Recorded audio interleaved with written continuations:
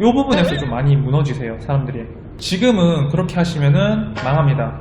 정말 위험한 발상이에요.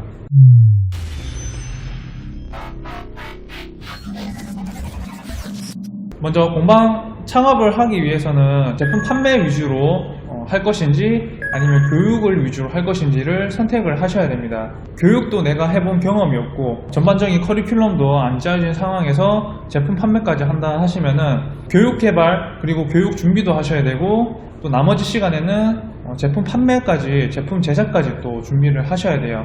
그렇게 되면은 선생님들께서 집중이 너무 분산되고요.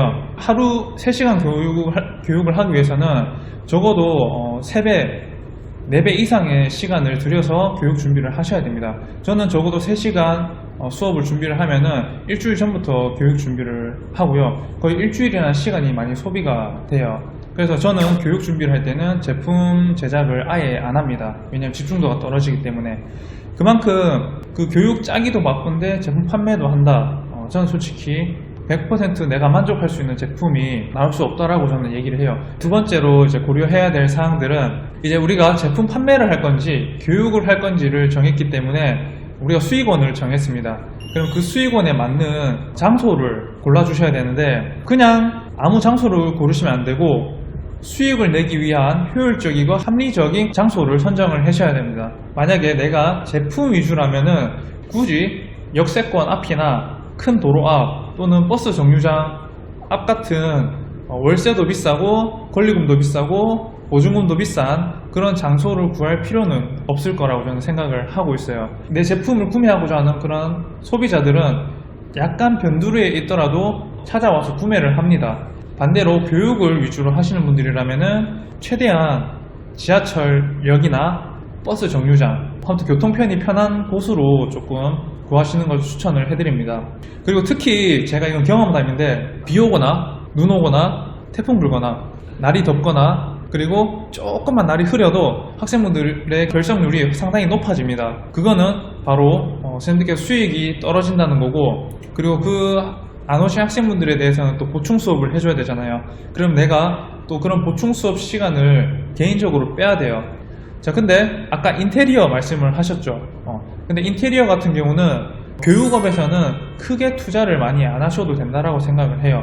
만약에 내가 좀 분위기 있는 공간을 꾸미고 싶다 하시더라도 인테리어를 하시는 그런 분들한테 맡기시면은 비용이 너무 많이 듭니다. 저는 개인적으로 처음 하시는 분들이라면은 셀프 인테리어를 저는 좀 추천을 해드리고요. 자, 그리고 교육을 위주로 하는 학원이라면은 제일 좋은 거는 불빛이 밝은 곳 그리고 딱 시야가 트여 있는 곳 그냥 흰색으로 또는 뭐 다른 내가 원하는 톤으로 깔끔하게 정갈하게 되어 있는 그런 인테리어가 가장 좋다라고 생각을 합니다. 자, 그래서 인테리어에는 굳이 처음에는 많이 투자하지 마세요. 자, 그리고 인테리어 비용은 한번 나가면은 회수할 수 없는 비용입니다. 아시겠죠? 그렇기 때문에 인테리어에 처음에 너무 힘을 주지 마세요. 인테리어 안 좋아도 내가 지금 짜여놓은 커리큘럼이 좋고 내 수업이 좋고 그리고 내가 홍보만 잘하면은 학생들이 다 옵니다. 저 같은 경우는 지금까지 인테리어를 제 손으로 다 했습니다. 그리고 세 번째, 창업에 들어가는 비용을 꼼꼼하게 예상을 하셔야 됩니다.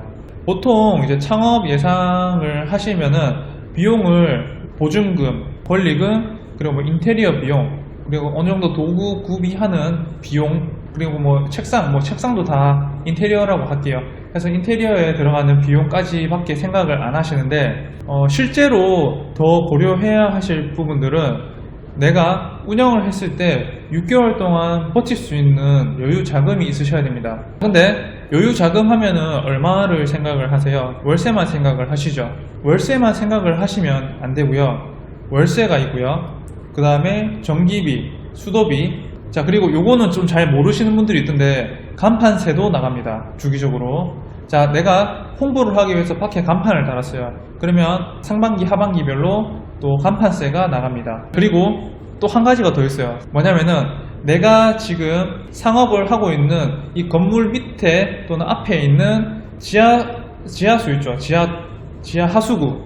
그 하수구를 청소 관리하는 비용을 세금으로 내셔야 됩니다. 1년에 한 번씩 내는 이제 세금도 있죠. 마지막에 이제 종부세 낼 때나 요럴 때 갑자기 세금을 확 받으시면은 준비 안 된 상태에서 받게 되면은 정말 멘붕이 터집니다. 그래서 세금에 대해서 공부를 하세요. 요거는 제가 강조를 하는 겁니다. 자, 그리고 네 번째로 가죽공예를 오픈할 때 제품군과 내 실력이 어느 정도 되는지, 그리고 경쟁력이 있는지에 대해서 좀 냉정하게 내 실력에 대해서 좀 판단을 좀 하셔야 돼요. 예전에 제가 처음 창업했을 때만 해도, 그리고 내가 초반에 창업을 시키는 학생들일 때만 해도 공방이 많이 없었습니다. 학원 자체 개념이 없었어요, 아예.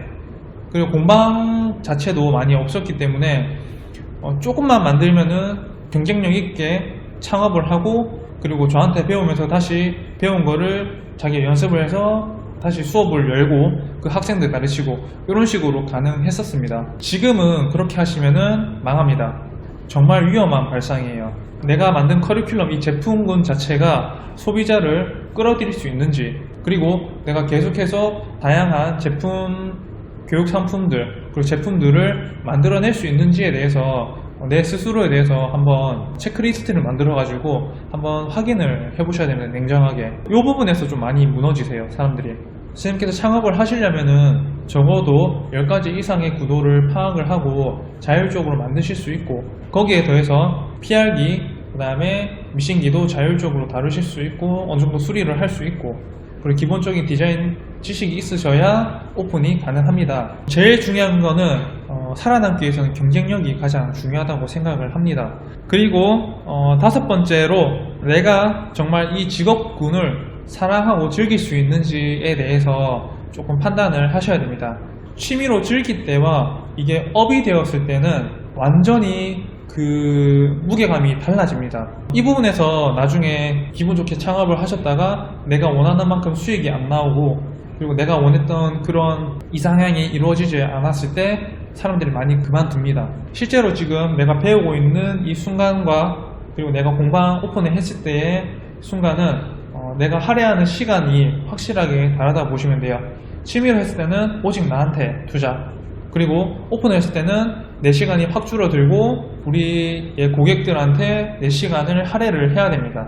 자, 그리고 창업을 생각한다 해가지고 지금 현재 다니고 있는 일을 바로 나는 바로 가죽공예 바로 할 거야, 창업할 거야 하시면서 일을 바로 그만두시고 가죽공예에 완전 올인하시는 분들이 있는데, 금전적으로 여유가 있으시면은 상관이 없다마는, 금전적으로 여유가 있더라도 지금 하는 일을 병행을 하면서 좀 힘들더라도 같이 일을 병행하면서 배우시는 것을 저는 좀 추천을 해드립니다. 왜냐하면 가죽공예를 하시게 되면 의외로 비용이 많이 들어요. 한 달에 웬만큼 내가 모아놓은 돈은 깨지지 않도록 유지를 하면서 배우시는 것을 추천을 해드리고, 이왕이면은 금전적으로 부담 없이 배워보고, 그리고 내가 이 분야가 정말 맞는지 한 번 더 6개월 정도는 적어도 일과 같이 병행을 하시면서 이 분야가 나랑 맞는지 확실하게 조금 느껴보셨으면 좋겠어요. 그리고 난 다음에 선택을 해도 늦지 않다. 오히려 더 이득이죠. 왜냐면 돈도 손해보지 않고 내가 한 번 더 현실을 알아갈 수 있는 시간이기 때문에 조금 더 차분하게, 감정적으로 하지 마시고 차분하게 준비를 하시면 되겠습니다.